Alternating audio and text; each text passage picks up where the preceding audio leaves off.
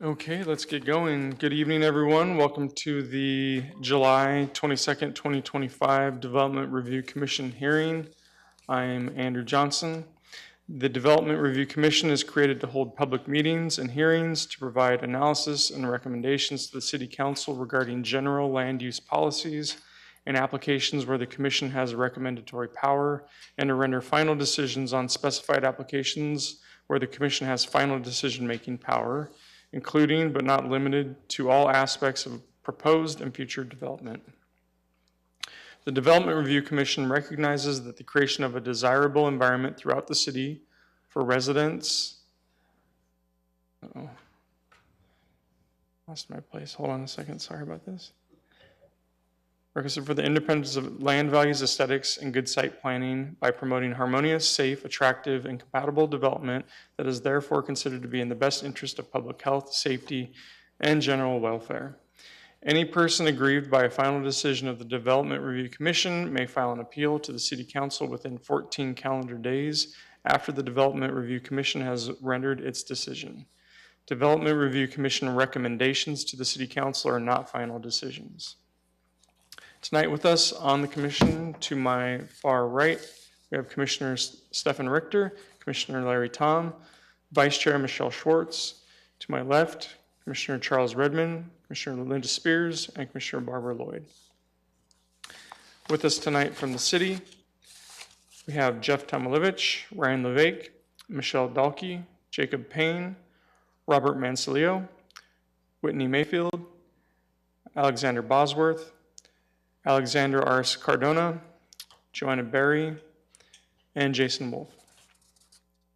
During the public hearing, for members of the public, if you are wishing to speak, you will be given up to 3 minutes. Staff will be monitoring the time. And please note that the WebEx chat box is not monitored or moderated. Okay, so first, we will go through consideration of meeting minutes for the Development Review Commission study session and regular meeting of June 24th, 2025. Could I get a motion for those minutes, please? Commissioner Richter. Motion to approve study session and regular meeting minutes, 6/24/25, items 2A, 2B. Thank you. And is there a second? And that's seconded by Commissioner Tom. All those in favor, please raise your hand. And that passes unanimously. Okay, next I will go through a consent agenda. We discussed these items in our study session, and the commission agreed to hear them and pass them with a motion of approval all in one. So if there is an item that we have on our consent agenda that someone in the public is wishing to speak on, please get my attention when I read off that specific item. The first one on our consent agenda is item 4A, which is a use permit to allow a second-story detached accessory dwelling unit for an existing single-story, single-family residence for the Medeiros residence. That's PL 240292. You're wishing to speak on that one? Yes. Okay. Are you in support of that item? I have a question about that item. Okay. Then we will hear that item. If you can, anyone wishing to speak, please fill out one of these cards and bring that up front to Miss Berry here. She's got them right up there. Okay, so we'll pull that item from our consent agenda and we will hear that one. All right, the next item on our consent agenda is item 4C, which is a use permit to allow one required parking space in the front yard building setback for the Edwards Drive project, PL 250153. Was there anyone from the public wishing to speak on that item? Okay, seeing none, we'll keep that one on the consent agenda. The next item would be item 4D, which is a use permit to allow 2 parking spaces within the front yard building setback for Gandalf project, which is PL 250156. Anyone from the public wishing to speak on that item?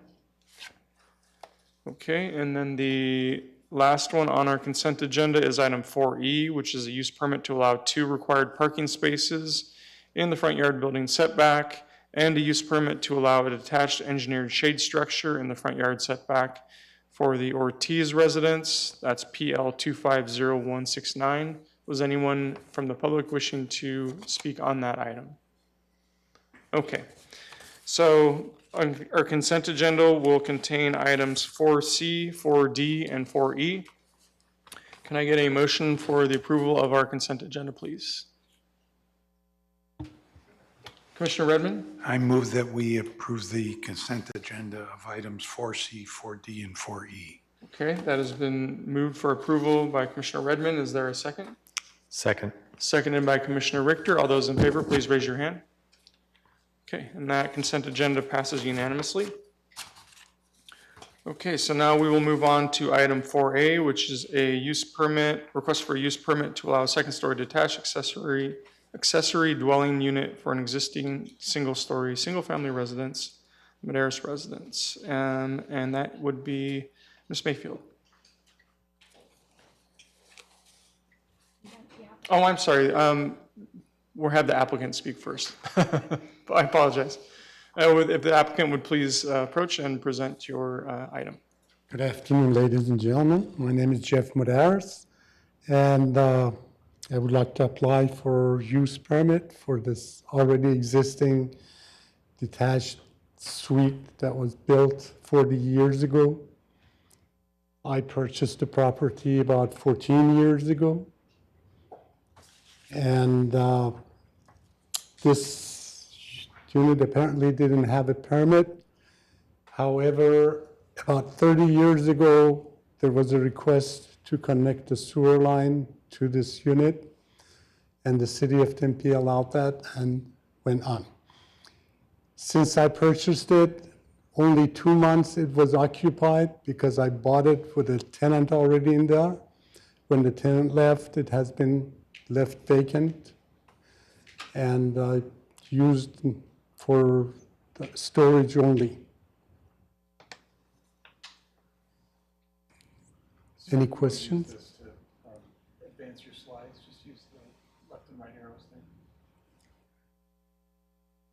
And I'm sorry, I should have asked you this beforehand. Could you please state your name and city of residence? Do you want me to state my name? Just for the again? record, please. Jeff Modares is my name, and the resident is 2102 East Balboa Drive in Tempe. Thank you.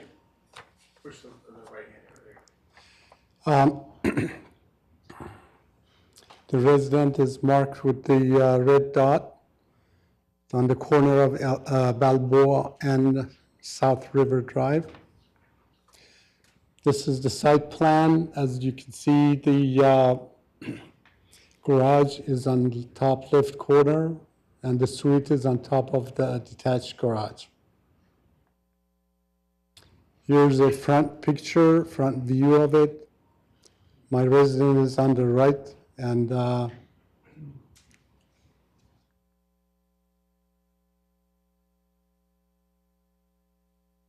I already mentioned that this was built years ago,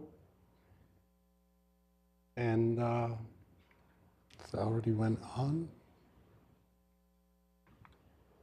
That's all there is. Okay. Any questions? Questions for the applicant? No? Thank you so much. Ms. Thank you. Mayfield, you can present for the city.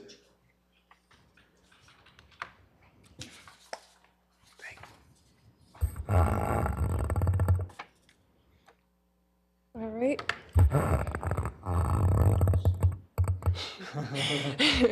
Good evening, Mr. Chair and Commissioners. My name is Whitney Mayfield, City of Tempe Planner 2 here, and I'll be presenting on the Modares residence. This is located at 2102 East Balboa Drive. It is a single-family residence that is zoned R16 for single-family residential. All right, so starting off with some of the photos, on the left is the photo where the garage is, and then the top portion of it is where the detached accessory dwelling or garage top suite is. And then in the photo on the right, it just kind of shows you where it is if you're looking at an aerial. Here is the floor plan. We did find that it does meet the setbacks, and then there was a variance in 1971 to reduce the driveway length from 20 feet to 15 feet. You'll see that the square footage of the detached accessory dwelling unit is 504 square feet, and then you'll see the house that is directly south. And there's a staircase that leads right up to the garage top suite. All right, in this slide, you'll see the floor plan of that detached garage top suite. Again, it is 504 square feet, and as Mr. Modar has mentioned, at the time of his purchase of the home, this garage top suite existed over it. And the previous owner he's mentioned to us that the sewer and the water was connected to it. We don't have any records of that, so it's hard to tell when this was constructed, but to the applicant's knowledge, it has been there since he purchased it and before then. All right, and then these are elevations. Just kind of going back to the context photos, the applicant moving forward, if approved, is looking to restore the outside of it, so more so get a paint of the exterior portion of it, and then provided elevations. Nothing is going to change on any sides of the elevations. It is more so just going to be a paint refresh on the exterior. And then the following elevations are drawings of it. Again, nothing much is going to change on the building. And then you'll see the staircase that leads up to that garage top suite with the windows. And it pretty much follows the same architectural pattern all the way around, generally matching the main residence. And there's a side door that leads right into the garage. Again, this is the south elevation that's somewhat facing the main residence. Ultimately, we did find that this application does meet the approval criteria both for the use permit and specifically for the approval criteria for a second-story floor addition. And this is the approval criteria for the second-story floor addition. So again, we did find that it was met. No neighborhood meeting was required for this one. And to date, we have received 3 general inquiries, more so questions on this request and why a use permit is required for this. I responded back just explaining that it's a requirement of the code. And then there wasn't any kind of note or hint of any opposition. More of the comments seem more in support of it and just mentioned that it's been there for a while and just were curious of why an application has been submitted for it.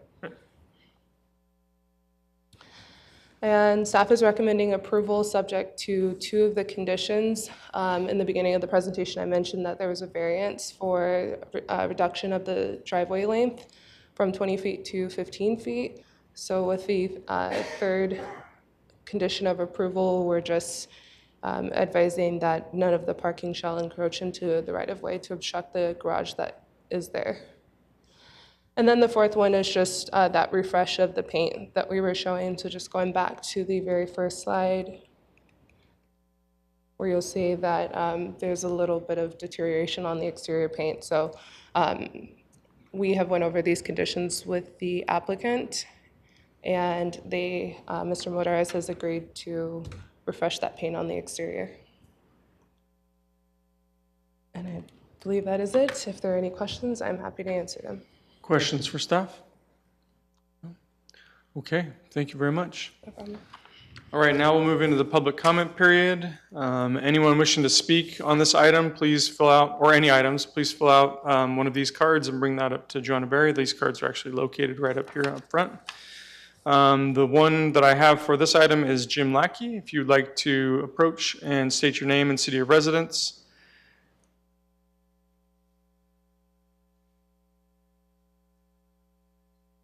Hi, I'm Jim Lackey. I live right behind Jeff's house on one side over. And really, I was just trying to confirm that this had to do with the existing two-story building only, and if there wasn't another two-story building going on somewhere on the property. And I think that that was pretty clear that that's what it is, so that was simply my question. Okay, So I think I'm satisfied with what's going on. great. Thank All you right. so much. All right, thank you. For this item?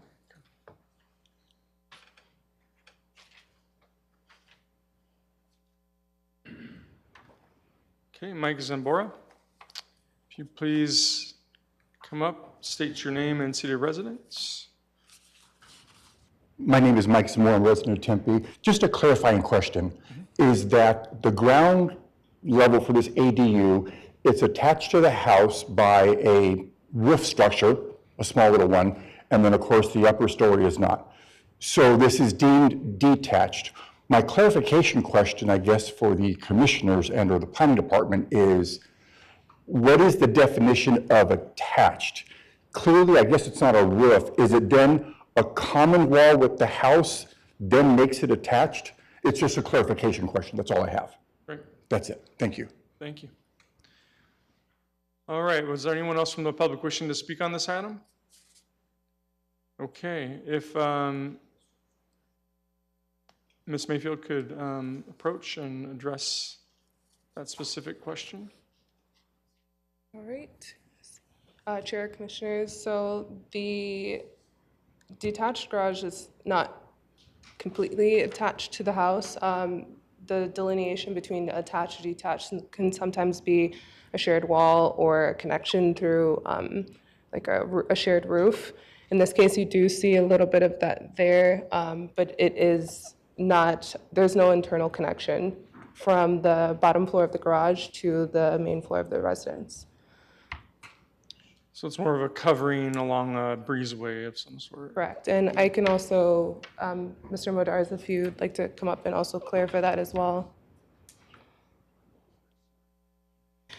With the covering that's right there. Oh, that's just a rain shed that covers between the door, between the garage and the entrance into the house so that doesn't get people wet while trying to unlock the door. And Okay, so that's not structural for the roof line or anything like that? Okay, so it's more just a protection from rain and sunshine. Okay, great.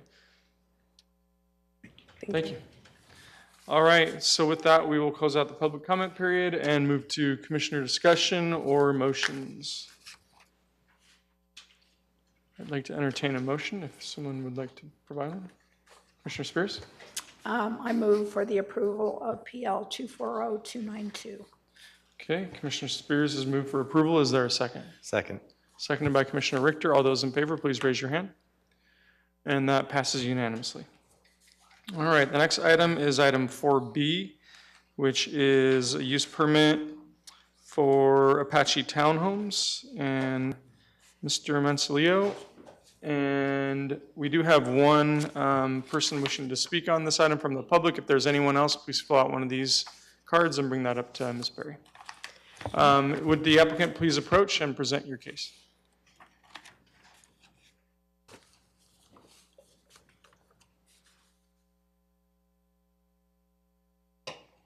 Hi, Lance Baker, Synectic Design, 1111 West University Drive, Suite 104, Tempe, Arizona, 85281.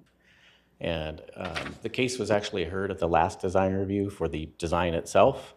And if you recall, Ms. Kaminsky noted that the advertisement didn't quite go out as it should have, and so that's why we're back for the actual use permit tonight. So I didn't really prepare a presentation because I thought it was going to be a fairly simple process, but I think Robert did in case it's necessary to do that again, but happy to answer any questions. But My understanding is this is for the use permit to allow residential in a commercial district only, really, is what we're hearing right now. Any questions for the applicant? Okay. Thank you. We'll invite you back up after the public comment period.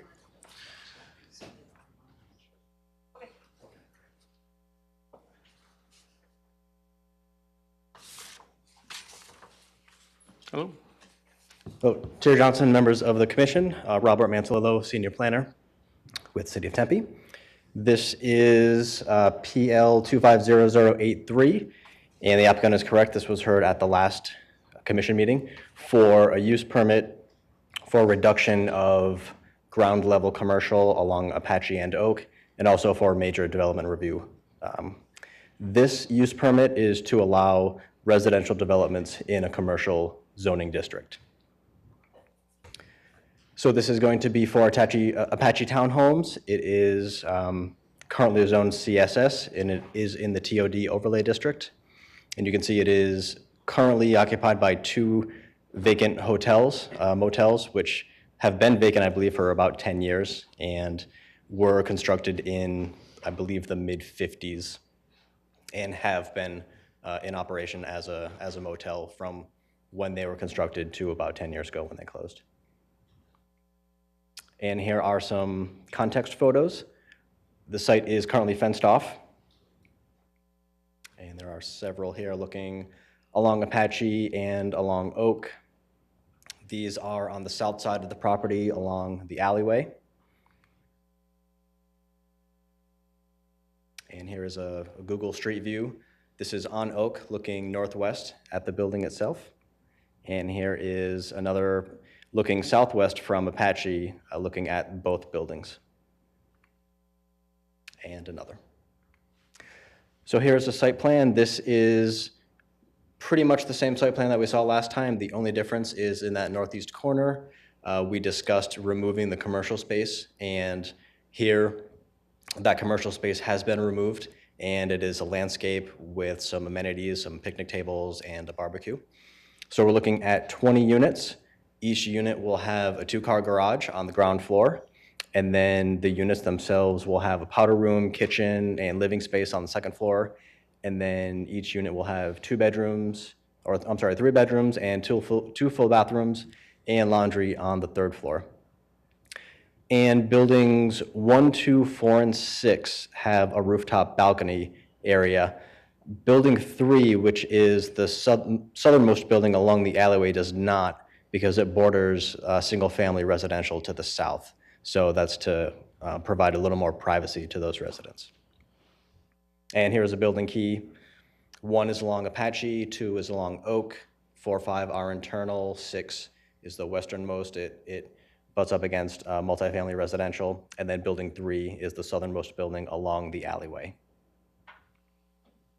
Here's a landscape plan. The applicant has met all requirements for street trees along Apache and Oak, and there are several trees along the southern and western property lines. Each unit will have a private yard except for units 7, 8, and 9 along Oak. There just wasn't room with the frontage along Oak to provide a private fenced yard. And there are 3 floor plans for these units. This one is type A. This one is the most units. There are 12 units for type A, 3 bedroom, 3 bath, 2-car garage, and it's about 2,444 square feet. That's including the garage and the rooftop balcony.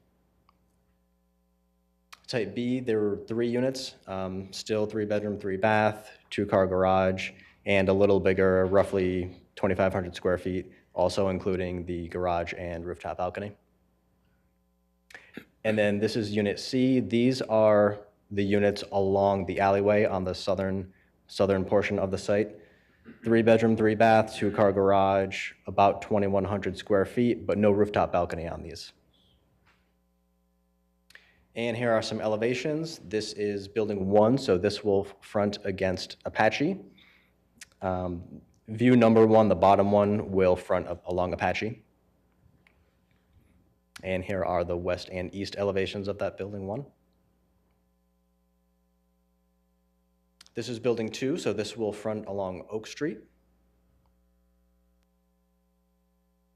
And this is building 3. This is that southernmost building along the property, so this will butt up against the alley. So view number 3, the south elevation, that will be along the alleyway. And then here are some side elevations of building 3. And then this is buildings 4 and 5, so these are the 2 internal buildings.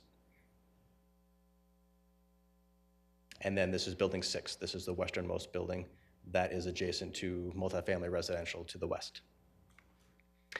And here are some renderings.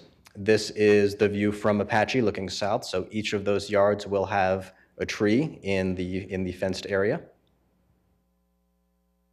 And this is building 2. This is looking west from Oak. There are 3 parking spaces there along Oak.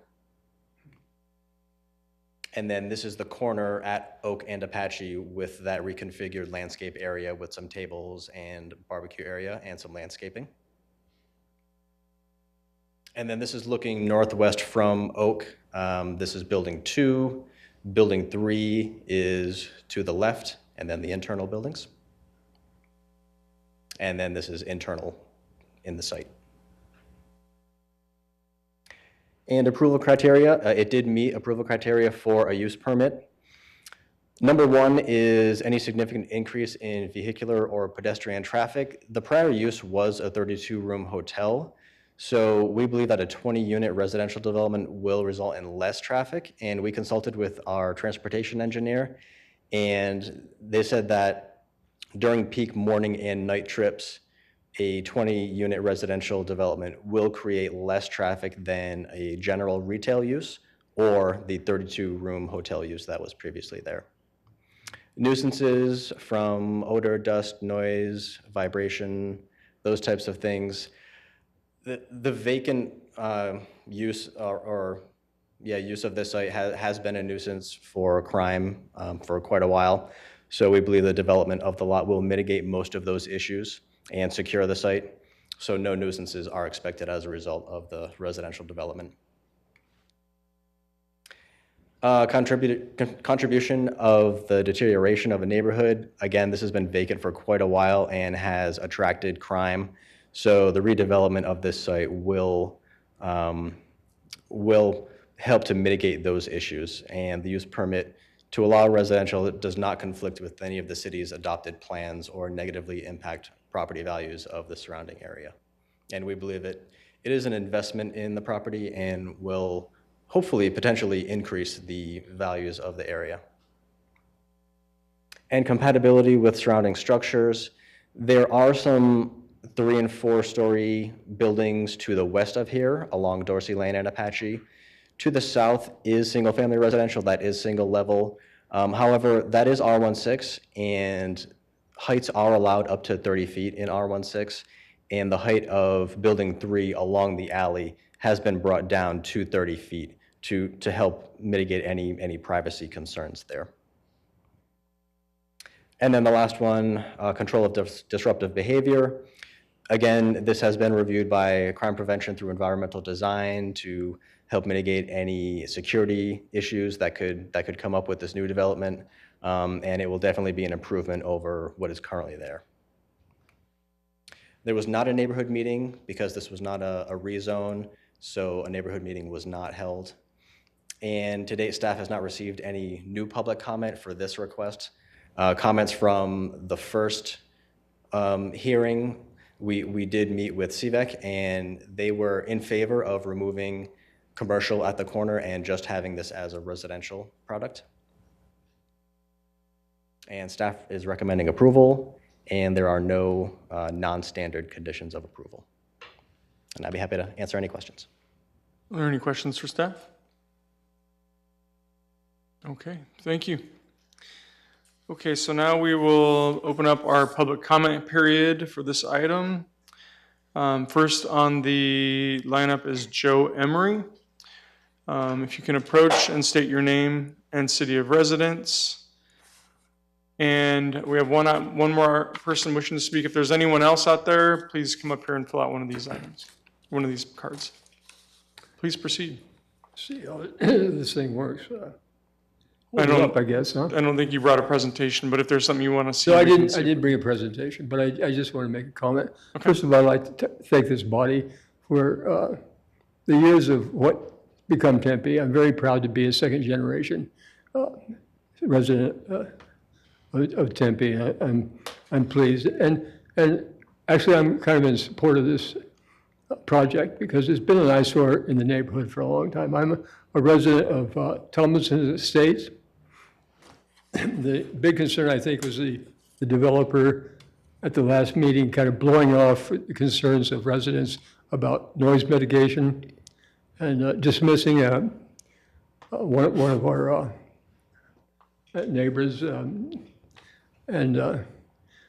so I'd like to point out that we have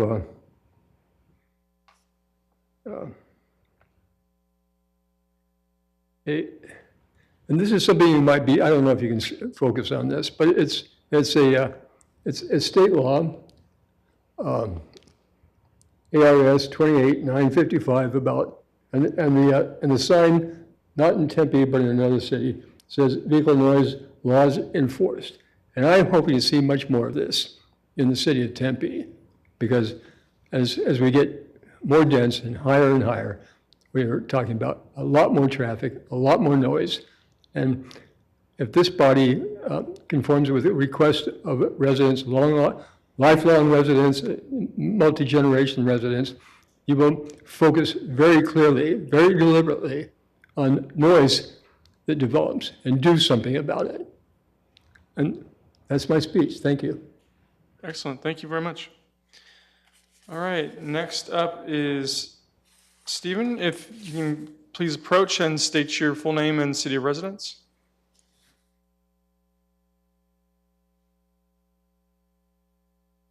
Hello, I'm Stephen Cook, and I'm a resident of Tempe. It's an honor to be here in front of all of you.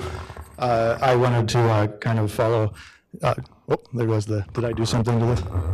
Okay. Yeah, I don't think that one stays where you. Well, Joe is my neighbor. I'm glad I'm following him because we had an experience. Well, my wife was present at the previous meeting, and there was an attitude from the developer at that particular meeting that was disrespectful to the public, and who most of which were either natives or people who had been longtime residents. And I'd have to say there's a general feeling in that community that the developers sort of are the ones who are listened to by the council and the residents are ignored. And that's just my honest experience. I love Tempe. I moved away and for 6 years for graduate school, studied in Chicago. When I went to Chicago, I was very impressed with the city's walkability. And I loved the fact that I didn't need a car, that the buildings, the businesses all had, if I wanted to go somewhere, I could walk or take a train. And one of the reasons I moved back to Tempe is because of the wonderful development of the light rail, which I think has been a great thing for the city. And I saw opportunity there with that light rail being built. And so I have lived in my home across the street from where this development would be for 13 years. I have to say, over the course of the 13 years, I've been disappointed with the development of Apache in particular. And I think that Apache street has great opportunity. And the thing that really is upsetting to me is the missed opportunity that I see. And so I think this development is a tasteful one. I like what the developer's doing, but I do have concerns about removing the commercial space. I think that that requirement was put there for the very reason of making this a walkable city, a main street that would extend all the way from Mill Avenue to the end of Tempe. And I think that's really the potential of Apache. It may be viewed as kind of a rundown area, but with the train running right through it, you could walk anywhere you needed to go. But what I see are blocks and blocks of giant buildings that are inaccessible to the public. So while this may not have a big impact, the small development, I don't like the direction I see things going.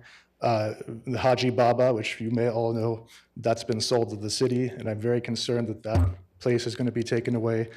We need a large grocery store across the street. That seems to be tamped down every time we request it. So anyway, I wanted to make that comment. I'm not necessarily opposed to the request of this developer, but I don't like the idea of removing the commercial space requirement. I think we need more commercial space, more than less. Thank you for your time. Thank you, sir. All right, anyone else wishing to speak on this item? Okay, seeing none, if the developer would, the applicant would please approach and address anything that you would like to respond to, if anything. I don't feel like I have much to respond to, but I suppose I wasn't at the meeting that they're mentioning with the developer in the prior, because our last meeting we were at a month ago, I think, there was no negative commentary and the developer wasn't even here. So not sure what they're referring to, but apologies. But I think it's a good project, and I think single-family home ownership is something Tempe is looking for, and I think this helps solve the problem. And again, we're trying to mitigate the big buildings on Apache by having a smaller scale that more transitions into the neighborhood in a better manner. So. And as far as noise, I don't recall any noise discussions in the last design review meeting, and I don't anticipate any noise at all. These are going to be individually owned single-family properties. They're just attached, so with garages. So I don't really see a lot of opportunity for noise. So that's it. Any questions? Any questions?